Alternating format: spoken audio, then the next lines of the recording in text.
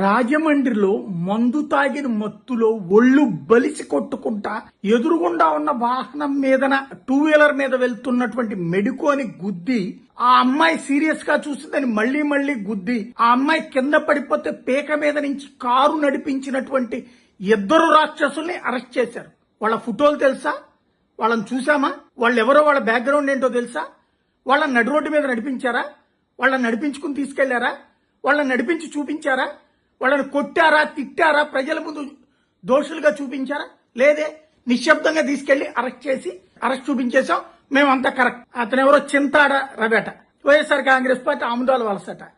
ఏంటయ్యా అతను చేస్తాడు? మన జగన్ వచ్చిన రోజు టూర్ రోజున అక్కడ ఎస్ఐ గారు వీళ్ళు నినాదాలు చేస్తున్నారు, మీరు అడ్డు తప్పుకోండి అంటే మీరు పక్కెళ్ళు ఉండమన్నానని ఆయన అంటాడు.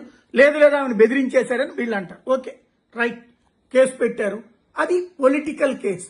పొలిటికల్ కేసులో వ్యక్తిని తీసుకుని నడి రోడ్డు మీద నడిపించుకుని తీసుకెళ్లారు. నియోజకవర్గ ఇన్ఛార్జి అంటే ఎమ్మెల్యే అభ్యర్థిని నడి రోడ్డు మీద నడిపించి తీసుకెళ్లారు. అతను ఏమైనా కొట్టాడా? ఎవరన్నా చంపాడా? ఎవరన్నా నరికాడా? లేకపోతే ఎవరి మీద కక్షలు తీర్చుకున్నాడా?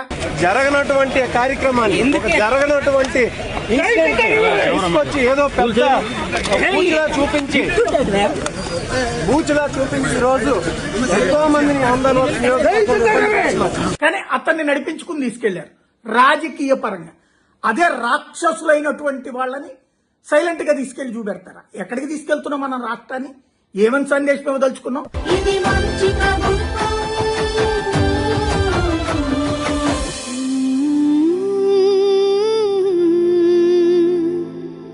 ఇది మంచి ప్రభుత్వం.